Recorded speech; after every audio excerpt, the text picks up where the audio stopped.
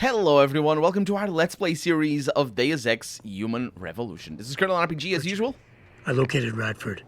He was attacked by men in suits. Private security, Secret Service types. I'm going after them. What about Radford? Did you get anything out of him? He didn't make it.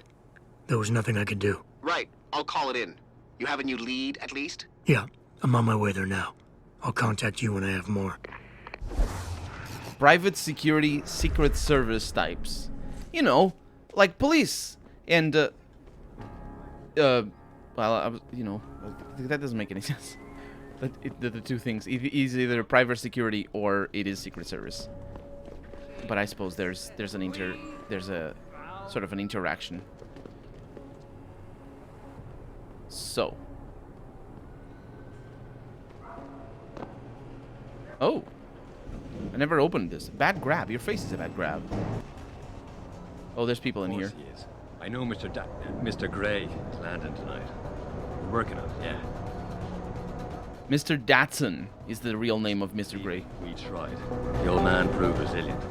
We left someone behind to watch him.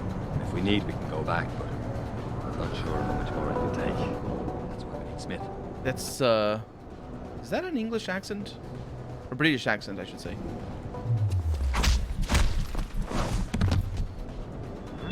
Oh. What are you doing here? I'm dying and failing at not killing anybody. Sorry about that. It also, I was a little bit distracted by completionist that it showed. I didn't see the other two. Well, first off, I didn't think that the one guy. Oh, this is awful news. The autosave has betrayed me, which is fine enough. I didn't realize I had an autosave. Oh. I'm in the wrong place. I didn't realize I didn't have a quick save. Let's go there. The game's soundtrack is also very happy about me being here, which makes it kind of difficult for me to... wait a minute. Listen, believe me, we tried. This is interesting. The old man proved resilient. We left someone behind to watch him. If we need, we can go back. This is interesting. I'm gonna use the stun gun and the... Let's see. Smith. Reload fast. Oh! What the hell is that? It's me. Quick load. I mean, it's fine. We can do this. It's just weird. It's weird because I'm gonna do, let's see, F1. Of course he is. Yes, I know indeed. Mr. Gray is landing. Mr. Dark. We're working on it, yeah. Datsun. I don't know. So there's some people over here. That's the completionist. That's what happened. The old man proved resilient. Okay. Oh, those two guys, I can knock them both out. If we need, we can go back, but... The problem is this guy... That's why we need Smith. I don't know what's gonna happen. Oh, not enough energy. Okay, not a problem. Eat the big chocolate. Tried that already. He can't get the safe open. That's why You can't get the safe open. No, you can't now. I'm not gonna open the... Thank you, sir. Now we'll contact you as soon as we have the information. Because this is... I got a man down here. Time to unload. You gotta be kidding me. Okay, so what's gonna happen to the guy inside? If he looks in here, he's gonna see him on the floor. I saved, I think after I took him out. Oh no, I didn't. Okay, F1 then. Of course he is. I Big know chocolate coming up. Mr. Gray is landing tonight. We're working on it, yeah. Okay. Big chocolate. Listen, believe me, we tried. Punch. The old man proved resilient. We left someone behind. Unfortunately, not a punch this We time. can go back, but The shoulder tap that's why we need is Smith. quite a move. See what I can do about this, because if he doesn't actually come in here... Tried that already. Look, he can't get the safe open. That's why if you could... Yes! Get yourself in there! Good. Right. Thank you, sir. Now we'll contact you as soon as we have the Okay. information. Let's see what we're gonna do with this. The game autosaved there, I noticed. Ooh. Really?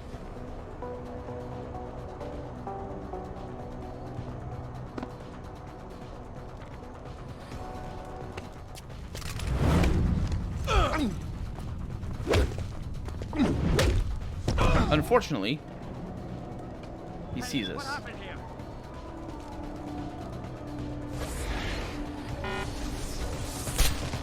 Wow! Wow! No, no, no, no. Wow, okay. Yeah, I don't think I can do much. There is a way. I can do it. I can do it. I'll show you. It's kind of complicated.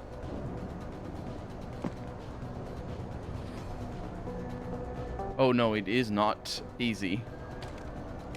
Stop him! What the? What is that? What was that? Oh, was it the sound of me taking the weapon out? That is bollocks. Okay. I can do something here.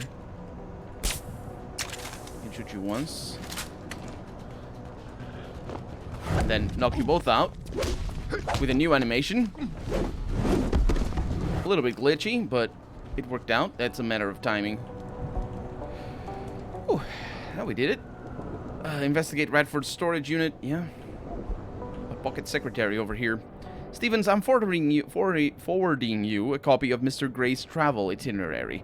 It's imperative you extract the information concerning his interests with the utmost discretion. We can't afford to tip off the target or Seraph. I trust you will exercise due diligence on this matter and be done before Mr. Gray reaches Detroit. And that's Wimbledon Bridge House. There is, wait. There's, no, that's it's London. That's what we want. That's what we care for, right? Yeah. Detroit. Yeah, it's just Prague. Oh, no, maybe this is what matters. Prague and Singapore and London. Prague being a very, very old city as well. As well as Singapore, to be honest. But Singapore, the modern city, is a little bit more modern than the Prague is. If you need anything, you know where to reach me. You know, just big metropolitan areas in the world. Let's see what this thing has for me. It's Bradford. Unfortunately, we can't recover the password. It would be nice if we could, but we can only hack into the area. Or into this thing. Okay. Shouldn't be a problem. Access granted. 350 million. Jensen's psych evaluation. This is good work, Brent. Keep it up. From D, which might be Da for Mr. Gray. You wrote Mr. or no, who did? Oh, Brent Radford. Mr. Sarif, I found. Oh, this is to. Oh, Mr. Gray's Sarif. Is that the implication? David Sarif. That's what die is. There it is. Yeah, that's what the game is pointing to. Obviously, it could be a coincidence, but look at this. Mr. Sarif, I found Adam Jensen's psych evaluation following that SWAT incident with the augmented teen. I managed to sneak a look at the folder, but I couldn't copy it, at least not yet. I'll be honest with you, the psych eval doesn't paint a pretty picture. It mentions the problems with authority figures, a disregard for the chain of command, and wait, what's the... Oh no, this is after I'm... Psych evaluation following the SWAT incident with augmented kid. That was Adam Jensen in the force having an incident with an augmented kid. Okay. So yeah, that's why it's not Adam Jensen as an augmented kid, because that wouldn't even make sense, but specific, because that would be weird. Anyway, anger management issues and potential PTSD. Here's the thing. When you hired me, you said you wanted me to read between the lines, so here it is. The evaluation reads like fiction. I'm thinking a pissed off superior wanted Jensen off the force and had the evaluation worked to read like just cause. But most of the rank and file I spoke to respected and liked Jensen. They thought he was a real straight shooter, even though the SWAT incident soured his reputation a little. Still, even my source liked him enough to want to keep his psych eval buried. Brent. And then... So that might be unrelated to... Because this guy, this Bradford, was the motherfucker that we killed last episode. That's he was in contact with Seraph. We know that. Off the presses. Radford, here's a little nugget I gleaned off the PC of your man's bow, or ex-bow. I believe beau is a word for boyfriend or girlfriend, I think. But it's weird. I'm not too familiar with a slang. I was hoping to get more, but some nuclear snake that we have read from before, and I don't remember exactly who it is, this nuclear snake, but it was hounding my trace, and I had to jump jump networks. When I tried to reconnect, my tunnel was caved. Whoever that was, they're good. I'm not gonna risk going back in anytime soon. Postscriptum, consider my debt paid. This is the last time I do a job without the money up front. This is the original message to read from Rebecca Downey. Is this a forward? It might be. Regarding the paternity test. Hey, Megan. This is Megan Reed, then. I know we had some questions about the files I sent. Sorry about all graphs earlier, but that sample was nothing short of groundbreaking, and I got excited. I don't suppose you could tell me where you got it? The short answer to the original breakdown I sent is this. Yes, the DNA samples are remarkable, and we were unbelievably lucky to catch the reason why. We've been working with VersaLife's new chaos model, Genomatrix, which is trying to apply fractal mathematics to the study of genetic mutation.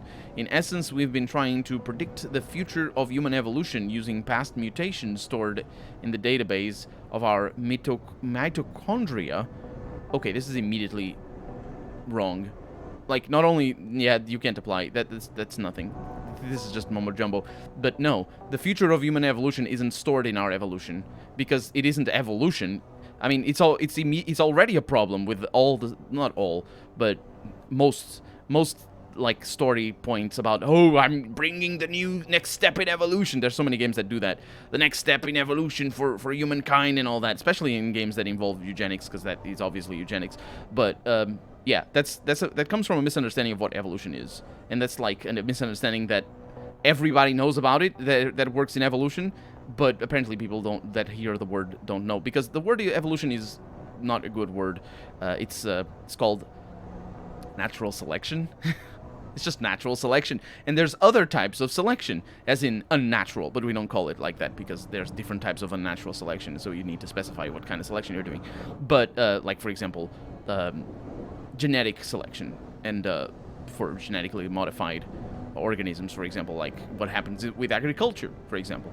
Agriculture genetically modifies certain organisms through, unnatural selection, but we call it GMOs because, it's the whole, you plant the corn that is nicer, and that way you get nicer corn. That's basically it. So it's not natural selection. But that's basically the same principle as natural selection works. It's just that it's not stored inside of our DNA. It's stored inside of a time machine that you're going to be able to tell what humans are going to be like in 100,000 years, because that's the time that it takes for this sort of stuff to actually take root. Anyway, the future of human, and besides, like, the difference between a Homo erectus and a Homo sapiens, is Homo erectus the one that came before Homo sapiens? It isn't. What was the one that came before Homo? Was it Homo habilis? Yeah, it was Homo habilis, I believe, the one that came before Homo sapiens. Either way, that distinction, not only is it born out of a severe lack of understanding because of, lack of archaeological register, but it's a severe lack of understanding of the actual midway points through each one of the evolutions of the human species. But also, it's just a category. It evolved. It didn't, like, all of a sudden people just stopped being born Homo habilis and started being born Homo sapiens. That's not how it worked.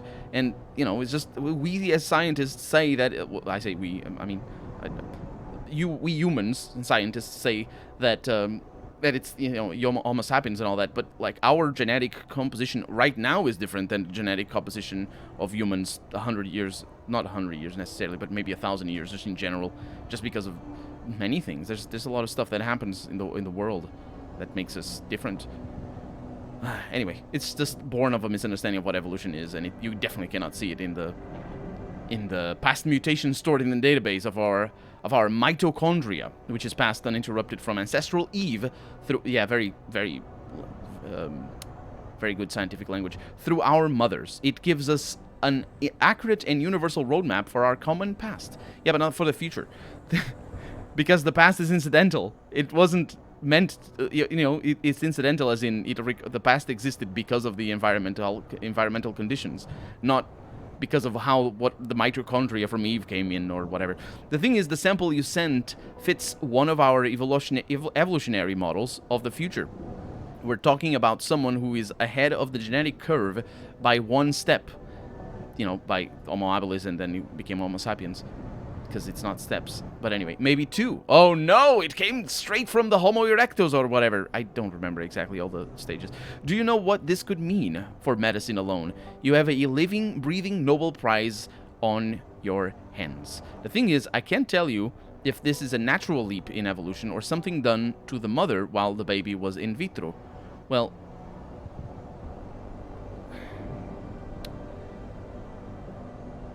it's just an actual leap in evolution. No, wrong. No, there's no such thing as any of that. There's no evolution. There's no natural leaps. There's no leaps. It's not. Shut up. This is all bollocks. It's all badly written by somebody who clearly isn't a scientist. Like, as in the game, whoever wrote this is not a scientist, because you can't be with this sort of mindset. This is bad, but not necessarily bad writing. It's just, well, it is bad writing, but it just paints the game as incoherent, I suppose, because people who aren't scientists are doing science. And why is that? Anyway, or something done to the mother while the baby was in vitro. But was in vitro? Wait a minute, what the hell? You don't know what in vitro means? I mean, I understand that you wouldn't know that vitro means glass in English, because obviously glass is a very different word from vitro. And that way I cheat a little bit, because in Portuguese the word for glass is vidro, which comes from the Latin. In vitro means when you freaking have an embryon in a glass. You're born in vitro if you're not born in uterus. Or what would be the... Uterus is the Latin word for utero or uterus. That's whatever. I said it like that, but it is the same word. The point is, you're not born in vitro unless you are an in vitro baby, which I think are exceedingly rare. In vitro fertilization is a different thing, mind you. So... But they're saying the baby was in vitro. So, it's the baby. It's not even the egg or the embryo, which are different stages of birth. It's the baby. So, what are you talking about? This oh my god, so bad. But I do know, it writes, that this person's mother had no such mutations. The mitochondria don't lie. Yeah, clearly. Who's this Rebecca? We can trace it back to Rebecca Downey. From Catherian Labs. It's just probably a paper pusher. Somebody who sells things and deals with clients. Thanks, keep digging, from Mr. D. And, let's see what we have over here. This is from... You wrote. Oh, this is the motherfucker that has this computer. I had a friend at the GeneView Labs run the tests off the record like you asked. Does your subject know that neither of his parents are his birth parents? This about us. That surprised me. The mother was sterile according to those old medical records I dug up. Well, it's actually very common for sterile people, well, legally sterile people to give birth to. And I'm not talking about like it's relatively common because the diagnosis of sterility is historically anyway very flaky. It's kind of complicated. But all medicine is complicated. But anyway, his dad carries no common phenotypes either. See for yourself. Uh-huh. What? What are we looking at here? Genetic system tested parentage. It's just yeah. See for yourself. It is true. Probability of parentage 0. I'm pretty sure that's not how they compare the genes of people. I've seen the pictures that they do the comparisons with, and it's weird, and I don't understand anything. Radford, I strongly advise you not to. Let's see. I thought this was pretty interesting, wrote the motherfucker. I'm going to start digging around for some more info on this white Elix lab. It could lead to a big break in the case behind our mysterious boy wonder. And the original message was from Lucius Marco from Kyber. Regarding Arthur Jensen, which is potentially our character's father. Brent, it wasn't easy, but I finally backtracked some of Margie and Arthur Jensen's pasts. through their medical files. Arthur Jensen had enough connections through his old Desert Storm buddies turned security consultants to have certain records pulled, which is why the family is a ghost. But he couldn't hide Margie's records. For a period of 8 years, Arthur relied on the insurance policy of his then employer, White Helix Labs, to pay for his wife's medication. She was on antidepressants since 14 and needed regular prescriptions. When White Helix Labs burned down, all its files and employment records were lost, and Jensen's stayed invisible, mostly. Here's the thing. 1 minute Adam doesn't exist, and the next, the Jensens have themselves a bouncy and healthy five-year-old.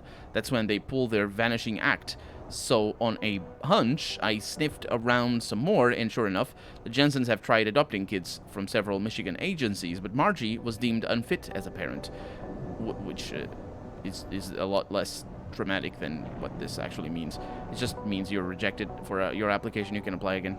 Next thing you know, they have Adam. There's no real trial saying how he was placed in their hands. Hope that helps, Lucius. I imagine this sort of stuff is actually a lot more common than you'd think, because there's a lot of kids that just get lost and their parents get killed and like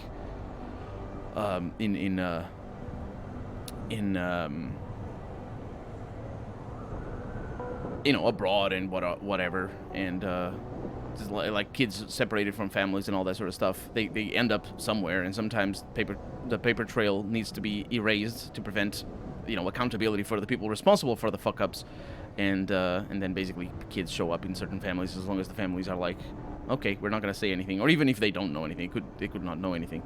Radford, I strongly advise you not to. I've heard enough, and I'll have nothing to do with White Helix. The less I know, the better, and I would advise you to follow suit. In fact, consider your contractual obligations fulfilled. This investigation is over. I'll get in touch to organize the rendering and payment of bills for your service. From D. So, the current most... Oh, there was something else. Yes, there was. The current most interesting thing to do is to figure out who this D person is. So, let's see what we have over here.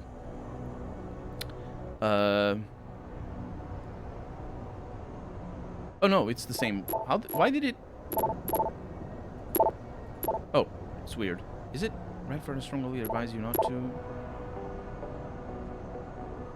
It's weird. I scroll down, it doesn't work normally.